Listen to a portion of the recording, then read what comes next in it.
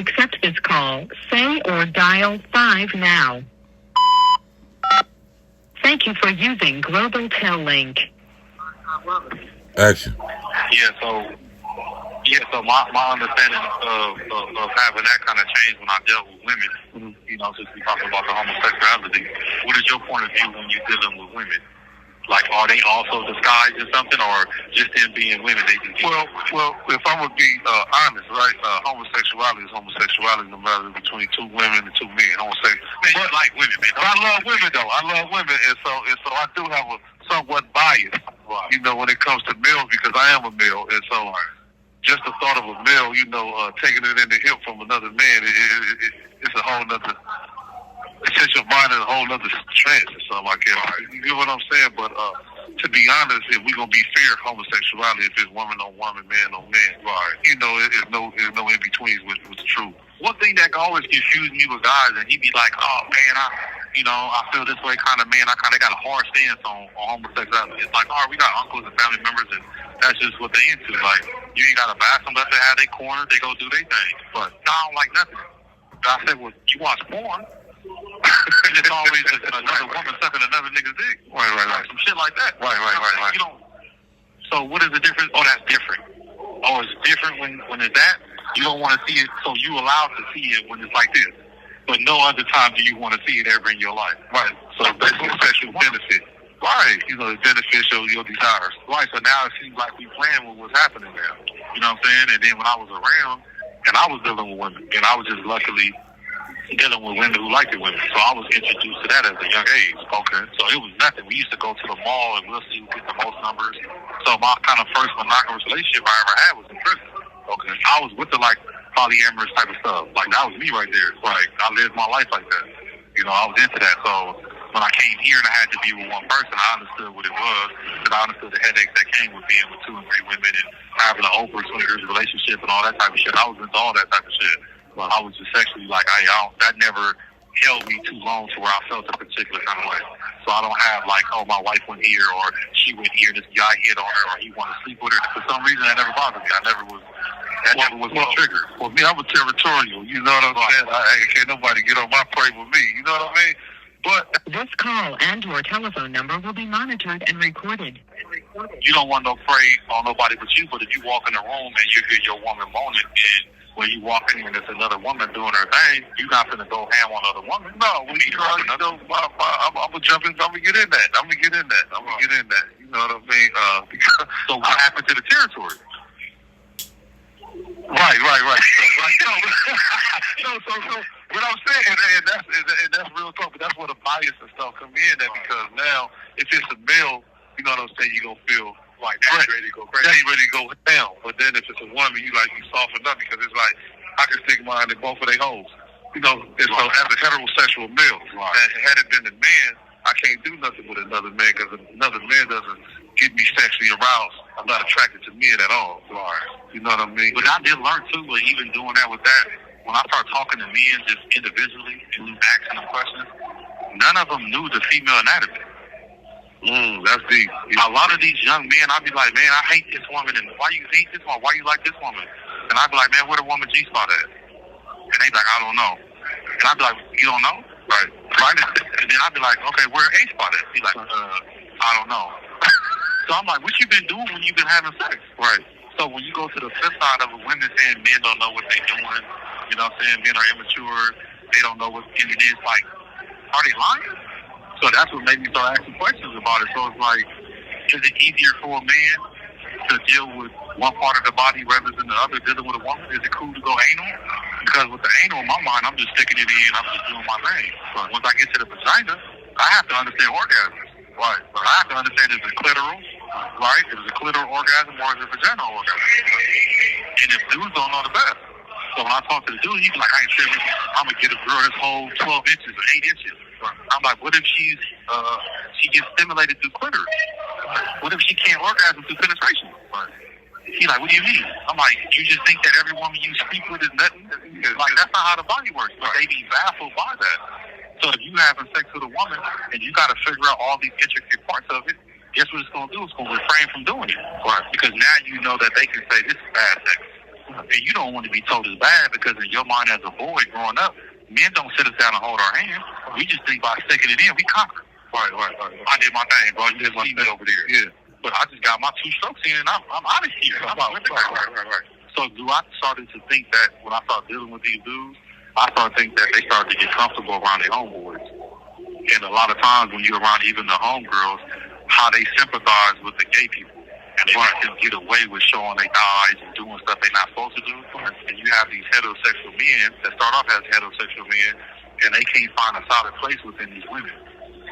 So now they start to be another layer of vulnerability. And then they want to be accepted. And then they start letting it out with the women, but the women ain't agreed to see that side of them. Right. And then when they come out, now the women they going crazy now. Right, but at the end of the day, you knew what you was getting into. You know, you knew the job was dangerous when you took it. And so what I don't like in today's society is that women know these men have homosexual tendencies, and the only time you want to bring that out is when you get mad. Right. You know what I'm saying? But behind closed doors, as long as he's satisfying you, paying bills, and doing what you tell him, it's good for him to be homosexual. But the moment he get mad, you want to expose him and put him out there. Right. And so, me personally, I believe that's wrong.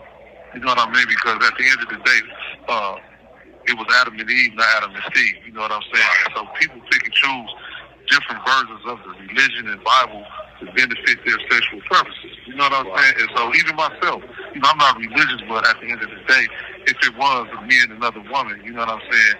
My woman with another woman, I'm not going to say no to it. Right. But you know what I'm saying? So where do the line get crossed at with homosexuality? Because it's either yin or the yang. It can't be both. And I think it's more of a thing that we talk about now, in my eyes, because when we started game banging and we came into this way of living, that wasn't one of the criteria. Right. It was like you had to be a gangster. Right. Don't turn down no face. Right. Pop on your enemies, do these type of things. Right. It was already understood to be that. Right. Like you're not gonna be a heterosexual male. It wasn't nothing talked about. Now it's seeming like they're coming in and they're homosexual, and they're still saying, but hold on, I fit the qualifications. Because the gang banging never said I couldn't be gay. Right. You said I couldn't be gay. Right. And then it was a trickle of gay people that came into gang banging that was along the way that we heard about. Now we're hearing it now like, whoa, what's going on? But their stance is, hold on, where did it say in gang banging that I couldn't be gay? Right. I look at them as trisexual gangsters. You know, they're trying to think sexual with the gangsters. so, you know, this is just my personal opinion. You know what I'm saying? So, my stance on that is this. Look, like you said, when we came to this game, it was 3 things. Stay down. Right. Don't turn down no face and keep your mouth shut. Right. Those were the 3 things we were told as gang members. Right. Then you had these dudes that came in that had homosexual tendencies, and they mixed that with gang banging. You know what I'm saying? And so what happened, the community as a whole started accepting this behavior. You know what I'm saying? These characteristics and the things that we were putting on display within the neighborhood. You know what I'm saying? And so it should have been addressed. You know what I'm saying? It should never took for us to have to come to this point for us to address the issue of such magnitude. You know, because at the end of the day, it's genocide. It's no procreation. Nothing being done, and just like even with the women. This call and your telephone number will be monitored and recorded. Even with the women, you know, a dildo can't get you pregnant. It takes for a man to assimilate his penis inside your vagina. You know what I'm saying? And inject your semen in you. You know, to procreate. So do you think that an error, like say now we hear about gay members, we see them outside, we see them out there with the low riders, nice cars, the big thing. Like, you don't really know what their sexual purpose is when you identify them. Right. You just know that they have these few material things that they might gain you the reputation you may need to feel like you're somebody. Right. You might be trying to find your identity. Fast forward now, you're seeing that more of the homosexuality is more prevalent now. Right. You look outside, and when you see those people, they have the same things on, but they stand a little different. They dressing a little different. When you look outside, do you think you still want to be a part of a gang or from a gang? Have you seen that? Oh, wow. I'm going to tell you right now, I'm running for the hills. You know what I'm saying? This ain't what I signed up for. You know what I mean?